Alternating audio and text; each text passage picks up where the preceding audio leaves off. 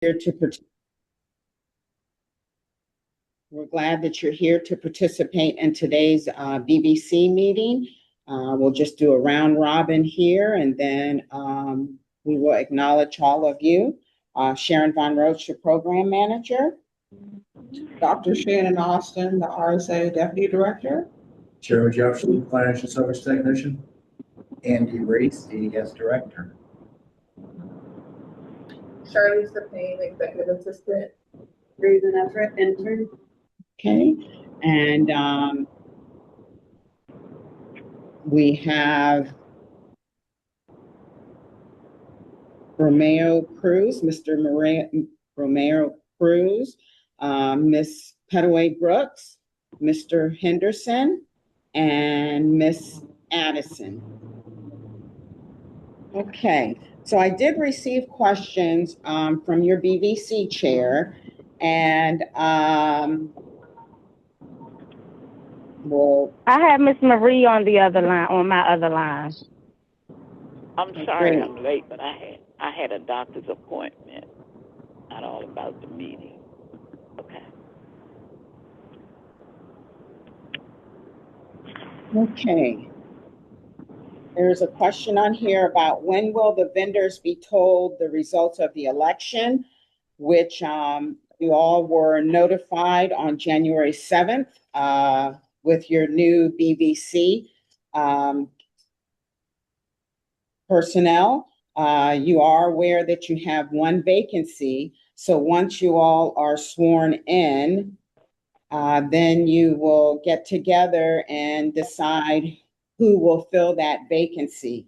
We have set aside a room for you to discuss that and also determine who and what will be your subcommittees and who will be the chair of those as well. Do you have a list of the names? Mm-hmm. Why don't we go over that real quick for them? Mm-hmm.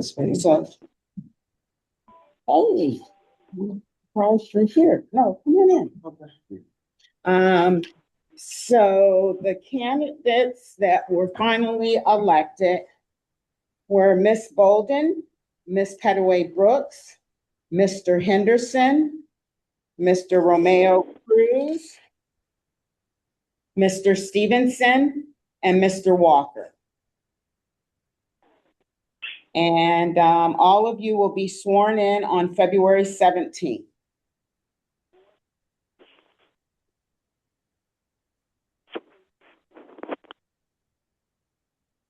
Any questions? Okay. Next question on here, it says, why are we paying levy? Okay, we pay levy according to the DCMR, Title 29-2. And it's basically covered under 203.1. It's under setting aside of funds. I'm just going to read it verbatim. The program shall be supported principally through the use of set-aside funds. So that's the main reason why we have levy set-asides. The next question is, what is the levy being used? Hello? Yes. Can you hear me? Okay, so with the levy, from my understanding, they wanted to know about why we paying so much in levy, then as though our vendor commission has been reduced, and why didn't that go back down to, I want to say it was 17% or something like that. I don't know what it was because I wasn't here then, but it should have been reduced when our vendor commission was reduced. And may I elaborate on that? During the time when the levy was at 17%, our vendor commission was down, I can't remember exactly, but it was under 21. And when the vendor commission went back up to 26%, that's when they took the levy back up to 21%. But if our vendor commission been reduced, but our levy is still higher, why is that happening? Yes. And I'm a vendor. I have been asking for a simple cash register since 2022, where my when my kiosk go down, I have to either use a hand calculator or shut my doors. I can't get anything, but I'm paying, as you can see, I pay quite a bit of levy, but I get nothing for it. So why am I paying levy if I can't get anything? Okay, Yes, so the and levy is, I've been asking for a cash register also for the last 3-4 years. I have not been able to get it, and that question really was meant this quoted there. This the reason why we had that is what Jesse and Sean uh, uh, Stated. did there.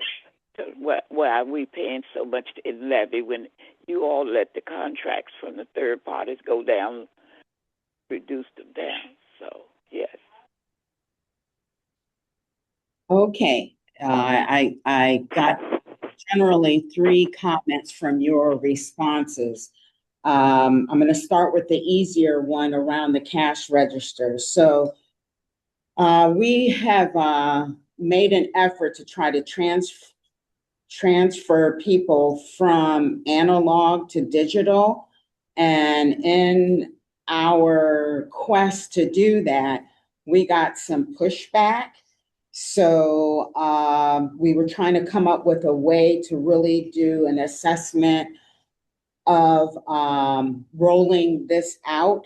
We actually had bought some digital ones. We tried to set up training with Mr. Romero Cruz. He was on board to deliver the training. So we are still focused on transitioning out those old cash registers. So just stay tuned for that. In regards to why or how we're using the levy, again, according to the DCMR, the levy / set aside is used for maintenance and replacement of equipment, purchase of new equipment, management services, and FMR. When you are talking about the third-party vendors changing their rates, the SLA didn't have anything to do with them basically looking at the DCMR, which quotes a minimum commission rate that should be charged, and they were looking at what they were currently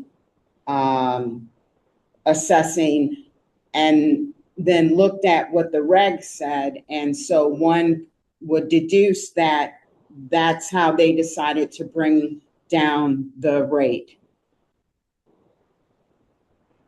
So can I ask you a all question? allowed them to do that? We don't have any control over that. But in the past, the agency has always fought for us to get a better rate. We fought for years to get a better rate, and we finally got that rate. We talked with different companies, Coke, Pepsi, and all of them, and we got that rate. And now it's been reduced back. Even though the cost of goods have gone up, they're making more money, they're charging more money, but we get less. And they're in the locations because of us. So why is that? We're being penalized for something we're not doing.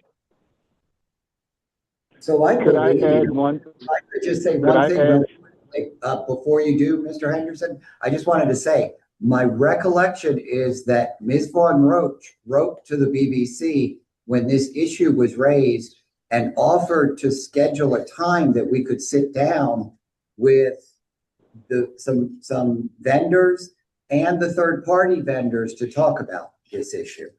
And we haven't yet heard back. So it may be that one of the things we want to do and could talk about now is, are you all interested in us scheduling that meeting so that we can meet together and say, what's the deal? Like, you all were paying a certain commission for the last 3 years. And as soon as someone focused on the fact that you could get away with paying less, you started to pay less. And on the issue of the levy, I think that Mr. Jefferson's going to provide a budget report, but the levy has to cover the cost of the program. To the extent that we see that the levy is more than what is needed to cover those costs, then with discussions with the BBC, we could revisit, because it's the same issue. So the regulations say that the third-party vendors have to pay at least X amount. And they also say the levy can be up to X amount. And so both of those numbers could be adjusted based on the needs of the program and the willingness with the third-party vendors to make that adjustment. I would agree to go into one of those meetings. I would.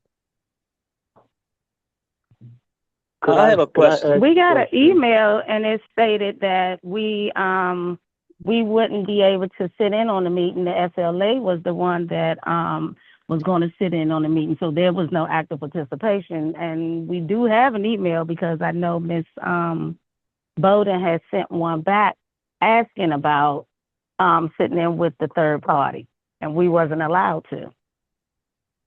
So may I add to that, Mr. Reese? May I add to that, Ms. Van Roach? If you recall, I stated that we should be involved because it is our program, and this affects us. And you told me that we were no longer going to be allowed to participate. You all had to be make the decision on that. Okay, just to be clear, let me just be clear about something. So there was a new licensing agreement that the third-party vendors had, and that's with the Office of Contracting and Procurement. And that was the meeting.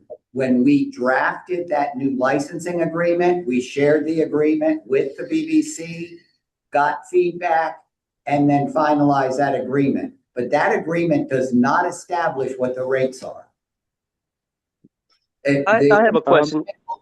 Can I have the regulation that says the rates are up to or must be at least this amount, but the agreement itself does not establish what the rates are, and we had no discussions with them in those meetings about what the rates were. The only thing that meeting and that new agreement did was to establish that the third-party vendors for assigned vending commission would pay the Randolph-Sheppard vendors directly. I have a question.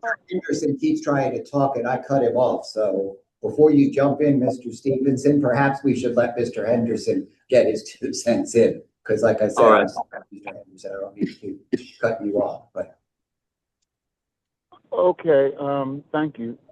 Now correct me if I'm mistaken, but I believe that when these negotiations and these contracts are negotiated, that it is supposed to be negotiated with the blind vendors being priority. That basically when y'all come to these conclusions, these decisions on how much we get and how much we pay, that we are supposed to be priority. And it seems now that the third party has become priority. They pay no bills, they pay no rent, they pay no electricity, they pay, basically, they're getting a free ride off of our permits, and they're paying us less than we got maybe 5-10 years ago. And with the COVID and the government closing and so many different ways for us to lose our cross-account sales and commissions, that this was allowed to be done by you guys. And you guys said you have nothing to do with it when no contracts can be finalized without you guys agreeing and allowing it to happen. We didn't get any information saying that we were invited for active participation in discussing it like it used to be done. We were told by you guys that that was no longer permitted. It was it wasn't done right before, or something has changed. I don't know, but we're no longer priority, and the third party is getting all of our money to the point that when we get our commissions, we're getting half of what we used to get. So if I used to get $2,000 a month from my commissions, now I'm getting $1,000. Where is this money going? Is it going to the third party? Is it going to disability services? Because it's definitely not coming to us. And that's not the way this program was designed, to my understanding, to be governed. Thank you. Mr. Henderson, if I'm not mistaken, not only did we provide a copy of the draft licensing agreement, and it's not a contract, it's a licensing agreement, to you and to Ms. Brooks, but Ms. Vaughn Roach met with both of you, and you all provided feedback on what was in that licensing agreement. So this was not, I mean, it's not like this was done in secret. It was shared with you before it was finalized. And just to repeat, the licensing agreement references the regulations that indicate what the requirements are around commission. The licensing agreement itself does not set a commission rate. By regulation, those commission rates were set some years ago. If you're making half as much, that's not related to the commission rate, that's related to sales. Well, Mr. Reese, I responded to that, and I was never responded to. So yes, I responded to it, and I can verify that I did, but you guys never got back with me or us on that at all. And that's what happens a lot with you guys. We communicate with you, and it seems like either we sent it to the wrong email address, because we never get a response whatsoever. Someone should have acknowledged your input. If they didn't, I apologize for that. But the fact that I know that we saw input from either you or Mr. Brooks after the meeting, and you all had a meeting. It doesn't mean then that it's a back and forth and back and forth. It means that we have a meeting, we say what the draft is, you provide us your input, and then we finalize it. Well, but I do want, at this point, how many people here are interested in participating in an in-person meeting with the third-party vendors so that we can identify who would participate and we can schedule that? I'm willing. Thank you. And I don't think it has I'm to willing. be. It might be better if it isn't, just people that you feel will be representative. So there was someone else that said they were willing. I'm sorry. I heard Mr. Henderson said he would. But Mr. Reese, if these contracts have already been signed, then basically it's like you can't undo that until the contract has been fulfilled with it could be 2 years, 4 years, 5 years from now before those contracts come back up for renegotiation. So am I correct in believing that nothing can be done about this until those contracts are finished? Did you say contract or agreement? It's a licensing agreement. The licensing agreement allows the third-party vendors to provide vending services in these buildings. And the only reference in the licensing agreement to the commission rates is the regulation that sets minimum rates. That same regulation regarding the rates has been in place for years. I don't even remember since at least since 2020. Stephen, that's my question. It sets a minimum. It doesn't set a maximum. So the third-party vendors could have a discussion about how they came about the decision to decrease the commissions they were paying, given that they had been paying those other commissions for about 3 years and they were clearly still in business. So what was the business decision that necessitated the reduction? Can I ask my question now? Yes. I want to know, is these commissions the same section as 34 CFR 395.32? No, the commission rates are in the DC regulations. It's in 2 DC municipal regulations 205.1. And what does 0.32 reference to 30% for indirect and 50% for direct? Okay, so what you're reading in those relates to the commissions that have to be paid. And this isn't the commission that's paid, this is the percentage of the earnings that's paid. And let me just say that what it means is there are 3 different levels. When vending machines are in direct competition with a vendor, they have to pay 100% of the earnings. The earnings are the commission rate. So 100% of what we get in the commissions goes to the vendor. When the facility, when the vending machines are not in competition with a vendor, that's our unassigned vending income, and that's what we use for pension. In those instances, the government, the federal agency or the district agency is only required to pay us 50% of what the earnings are from the commissions in those machines. Or in a building where they have staffing outside of 9 to 5, when the staffing is 24 hours a day and higher than a certain percentage of their employees are in the building 24 hours a day, they only have to pay us 30% of the earnings. We have 2 or 3 agencies that go by that. All the other agencies just give us 100%. We get 100% because what the regulation says is that the federal government is responsible for having the agreement with the vending machine companies, and then they're to pay us half of the earnings that they get from the vending machines. The federal government has said to us, we don't really want to deal with all this. If you will deal with it, we'll give you 100%. And so in almost every instance, we're getting 100% of the proceeds from those vending machines rather than what that regulation says, which is that we're entitled to 50%. That would cut the pension payments that we make in half. That's what the federal regulation says.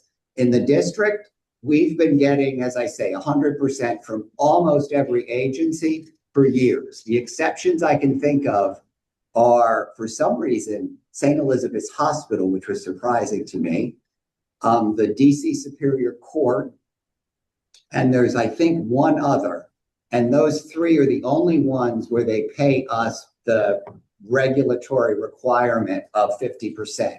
In every other instance, we have third-party vendors who pay us directly, and we're getting 100%, which is then paid directly to all the vendors for their pension. And that is quite a windfall because the pensions last year, our total collections were well over $800,000, which means, you know, by rights, the federal government could have kept half of that.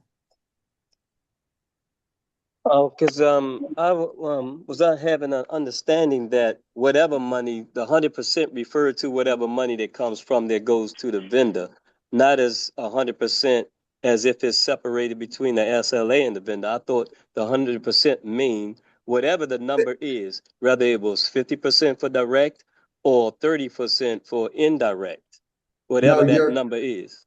So, Mr. Stevenson, let me try this one more time. The SLA. No, you don't have to. You don't have to. I'm just letting you know what I was, was thinking until you explained it to me. What you're stating is not the way it works, and the SLA does not keep any money from vending commissions. 0.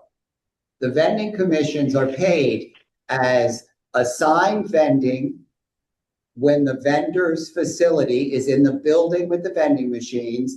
They get 100% of the commissions that are paid for those vending machines. And then for vending machines where there's not a vendor, we receive those funds and we pay them out quarterly, divided amongst all the vendors for the vendor's pension. And that's called unassigned vending. What I'm pointing out to you is the provision you're reading in the federal regulation that refers to 30% and 50% is the amount that the federal government's required to pay us. They are in fact paying us 100%, and we are passing all of that along to the vendors in the form of pension. Okay. I've been understood that.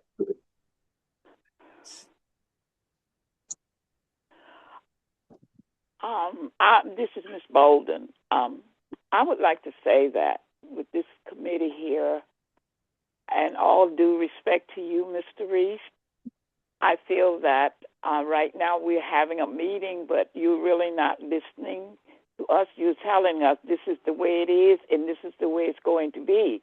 I'm hoping that in the future, these next 2 years, that we will be able to, with the SLA and the BVC, can sit down and discuss things in a respectful and I mean, there's no reason why we can't sit down and come to talk about different situations or different things, and what we do is come to a decision what's in the good of all the vendors.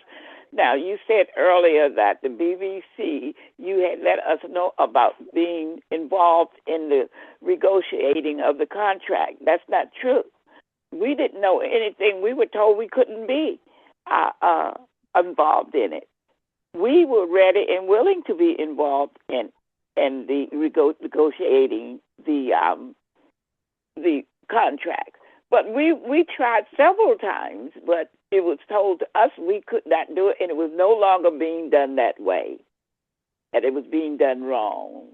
So in the future with this committee, we hope that we will be involved in things that we should be involved in, not only good for us, but good for all the vendors at large. So can we just step back a minute? Can you tell me in what way it felt to you that I was being rude to you? Because what I heard was that you said that I was just telling you the way things were going to be and that you want to have conversations where people are not treated rudely. And it was certainly not my intent to treat anyone rudely. I got that impression there that you were telling us that what you say, and that's the way it's going to be. Maybe I missed on due respect to you. I was just speaking out of what I felt I heard. Okay, my opinion of it. So I'm hoping that we will be able to work together, all of us, and good for the program and for the vendors at large. So what I was trying to explain anyway was what the federal regulations say as it relates to vendor income. And that's not something that any of us have a say over. That's the federal regulation. There is the issue, which I know got confused a few years ago, about whether vendors could individually have negotiations with the third-party vendors. And we can talk more about that. The reality is we have the regulation that sets the vending commission, and it sets a minimum. And I understand that for a period of time, the third-party vendors paid higher than that minimum that they were required to pay. And what we have offered to the BVC is to schedule a meeting for all of us to come together with the third-party vendors to discuss the vending commission that they pay. So it sounded like we had at least 2 volunteers, Jesse Brooks and Marquette Henderson, to attend a meeting with the third-party vendors and the SLA where we can discuss the issue of the commission that they are paying.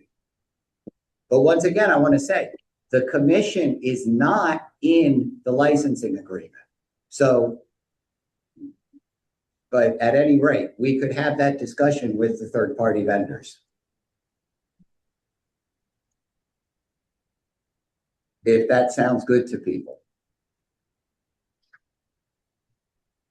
Sounds good to me, because I think we should at least try to get a better rate than what we have. Can I make one other request? And this is just me. Is there any way we can have BVC meetings in person? Because part of the communication problem, it feels to me, could be the fact that, and I know that all or most of you may have obligations at your individual sites, and I know that can make it challenging. And maybe we could talk about a different time, a I don't, even a better location, something, but for me, talking to people in person always works better, especially if you have difficult conversations.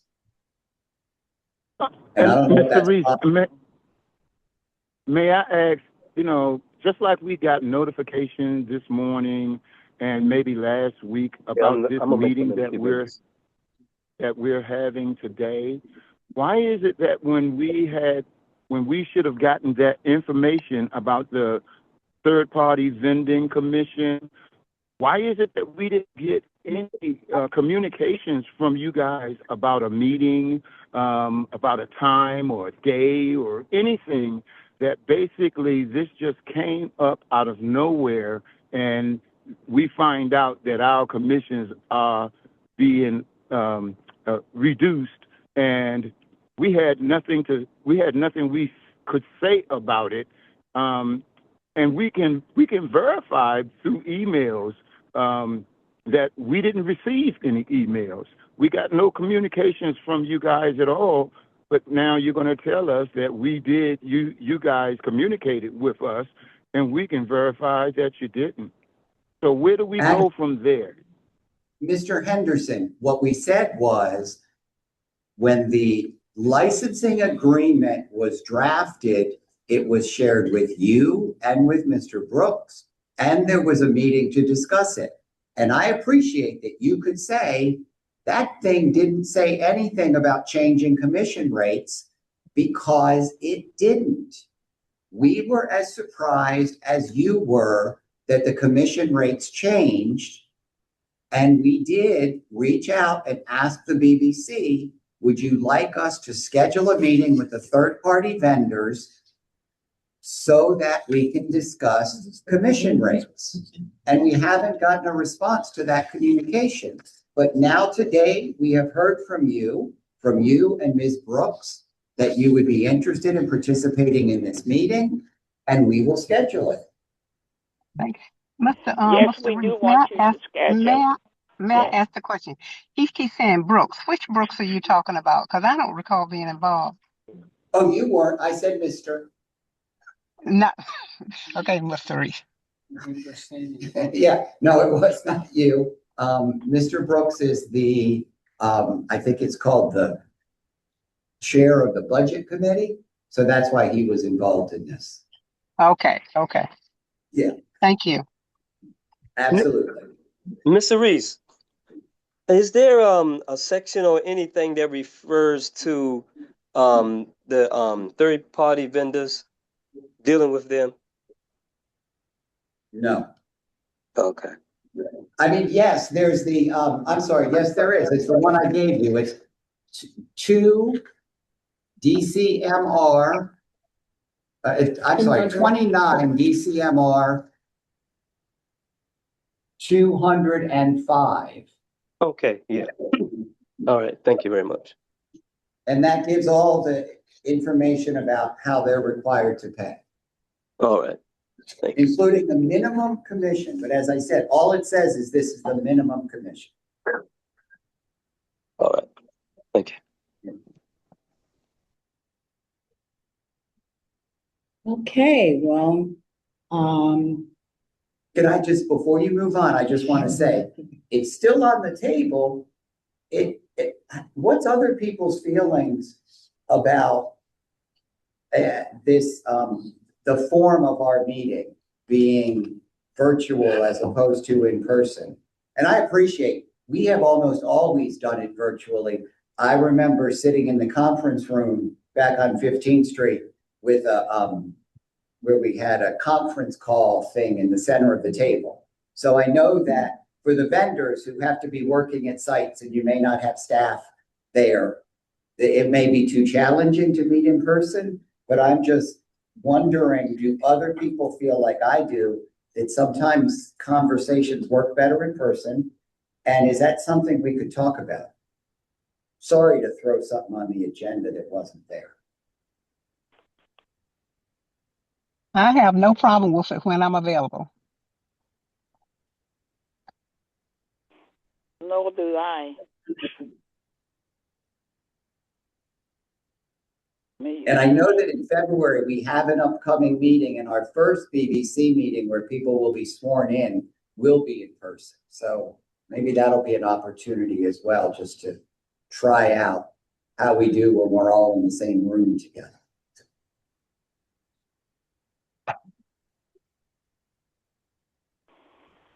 Thank you. Thank you. I'll stop now. No, I was just going to say, there were only 4 questions that came from the BVC, and we've actually addressed all 4 of them.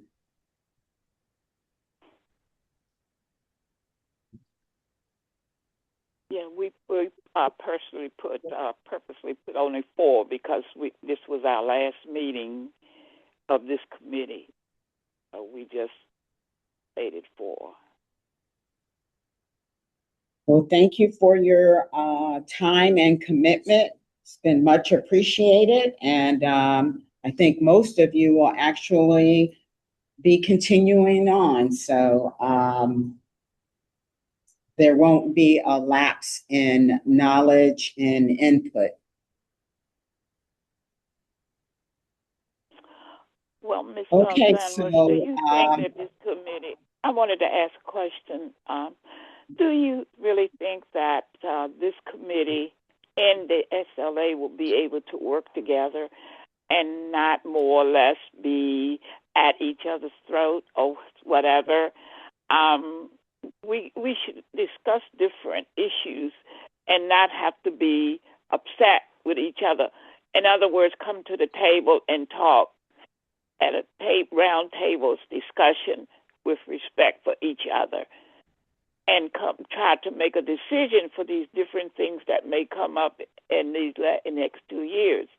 I think this committee, all we want to do is get along with the SLA and be fair and be right and respectful. That's all we're asking for. I think that sounds like a wonderful way to start together in February. And I'm really glad that the February meeting will be in person. And I hope that, I think that sounds reasonable. I want to point one other thing out before we move on to that. We should be meeting monthly, and I know we're meeting every other month. If you're having challenges, I don't think it helps to meet less often. I think it often helps to talk more rather than less. So maybe one of the other things, in February, the new BVC will get sworn in. Everyone's going to get to meet Dr. Austin in person. You all will select your officers, and maybe we can set up a calendar for the year.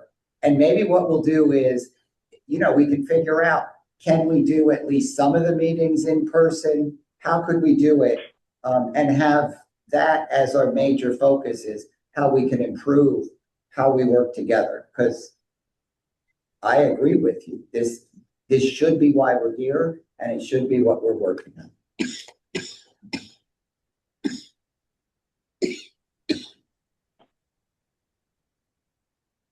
Well, I'm glad you said that, because I'm still on the percentages and I wanted us to talk about that. Okay, so with my location and the cafeteria being upstairs and what is that, Starbucks being on connected to the building, why am I not receiving commission from them? And they're in here under my contract. They don't pay any light bills, gas bills. You I'm sorry, get go ahead. commission from vending machines that are in competition with you. It's the same as whoever it is here that now is at, I know that it used to be Troy, but I'm sure it's not anymore. At DOES, we have a location. If you look at the building, we have a location at the left end of the building. There's another person that has a place at the right end of the building. And they compete with each other like businesses do. The fact that the federal government, when an agency is opening a building, has an obligation to reserve a space for a Randolph Shepherd vendor, doesn't mean that the vendor doesn't have potentially it doesn't mean that the building only has to reserve that one space. They could then have other spaces that other merchants occupy. And like any other business, you compete with that business. And the benefit for you is they're paying rent.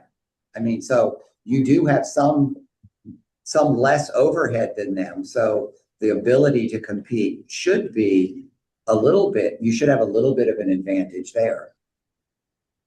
And then you make your decision.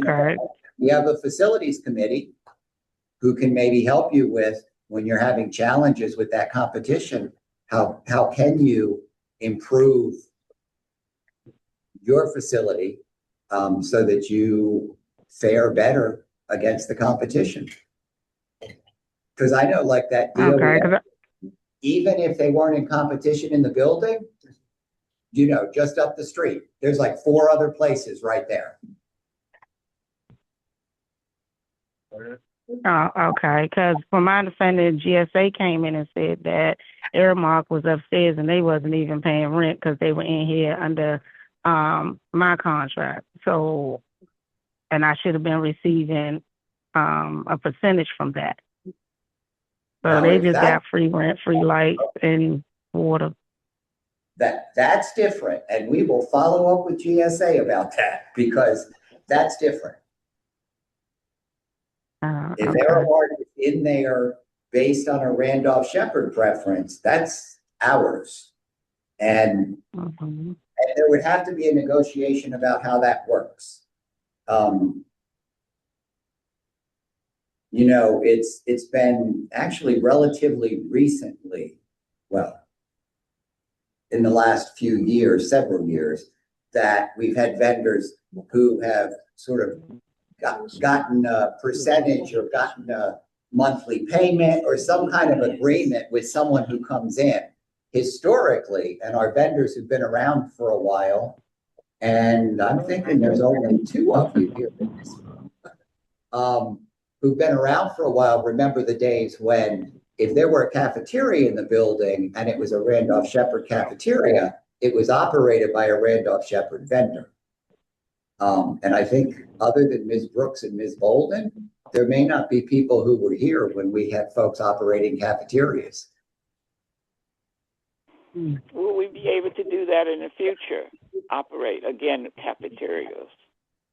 Yeah, I'm not sure. And it's discussion. I don't know why the vendors stopped because my understanding was the only one I knew of was, oh, I'm going to forget her name now, but one of the vendors who had told me that it just got to be too much for her, so she decided to let it go.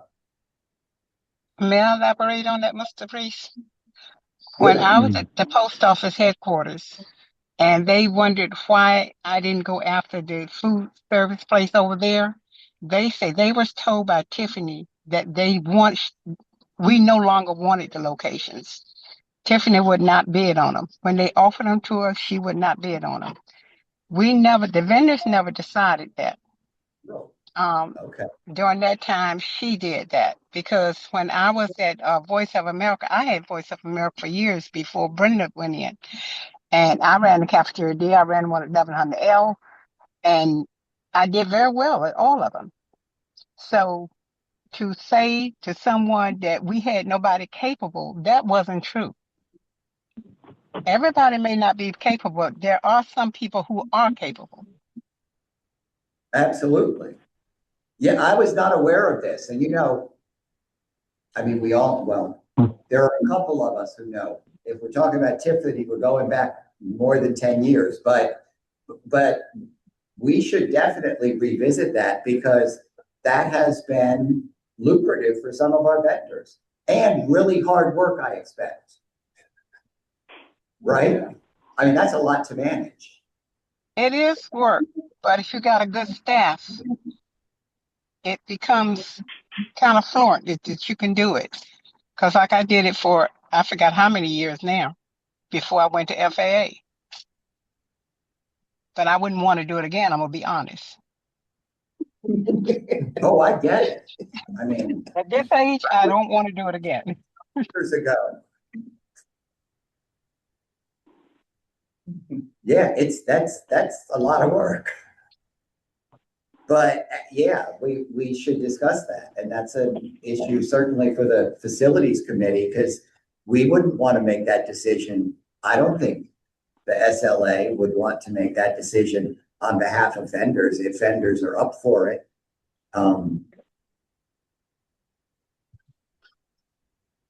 Yeah, if it's put out there and you can offer it to vendors and who is willing to take the challenge and you think they can do it, then go for it. But if you don't think the vendors can do it, I don't know. But like I say, I enjoyed it while I was doing it. I really did. And that should probably be Okay. something that the promotion and transfer committee takes up as well, is we talked a really long time ago about whether vendors should submit like a business plan and be considered for a facility. And so maybe for an opportunity like that, we want some kind of higher standard than just how have you done in your other, what's your performance in your other facilities and what's your seniority ranking, but also, is there some evidence that you've got a good plan to succeed in this? That makes sense. Well, it's sounding like a lot on our agenda. Oh, I have one more thing. It's the vendor machines in the building. In the buildings. When I came in, I asked to fill my own vendor machines. And I was told that I had to wait until the contract was up. So when the contract, well, I don't even know when, the contract's supposed to have been up like 2 years ago in May. But every time I ask is, no, you can't fill your own vendor machines.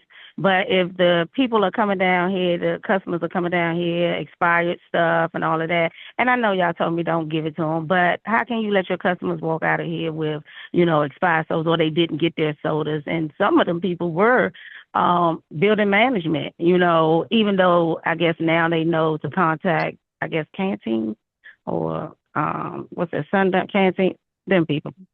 So why is that I can't fill my own vending machine? I thought y'all had a court hearing where we were able to go back to filling the vending machines. And then I'm done. I know that change happened a long time ago, because I know that, and this predates me, and I've been here since 2011. So more than 15 years ago, we did used to have vendors who did their own vending machines. And I was one of those vendors. Okay, and we would just have to talk about how that worked if something like that were to happen. Because there, like with most things, there's a reason that we do it the way we do it now. I don't know what the reason is that the change was made. And, you should always revisit those reasons because it's at least 15 years later. But I hope we're making a list. What I'm hearing so far is at our very first BVC meeting after the new BVC is sworn in, we're going to talk about the frequency and location of meetings.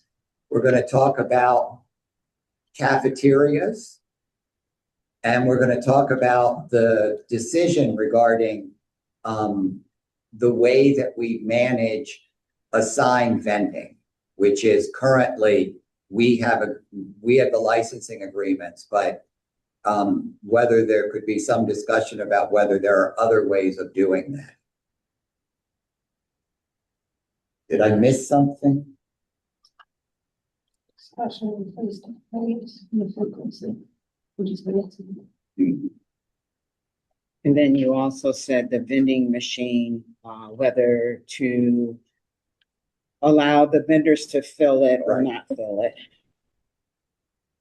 The problem with that, with the vendor filling the machine, is that often means we own the machine, and that's a huge expense. So that could be part of that decision making. And it will be helpful. Oh, wait a minute. Caleb is here, and I think he was here when we did it. I'm pretty sure that Jelani was also here when we had the vending machines, but we can reserve that for another day and we can talk about it then. Okay, Okay. thank you. Okay, So just a quick recap. Thank you. I am trying to set up a meeting with all of the third-party vendors and with Ms. Petaway Brooks and Mr. Henderson so that you can hear why the third-party vendors decided to reduce their rates. Ms. Van Roach, Yes. if a couple of other vendors want to participate, would that be allowed? sure. Thank you.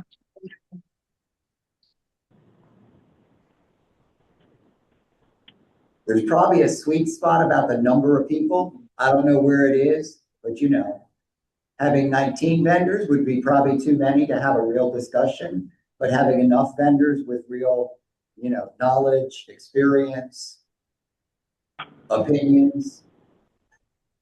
Okay. Thank you, Mr. Reese. Thank you. Thank you. Raven, did you have a separate Zoom meeting scheduled or are some people just staying? Separate. Okay. For you, it might be more convenient just to stay on. So was, well, is Ms.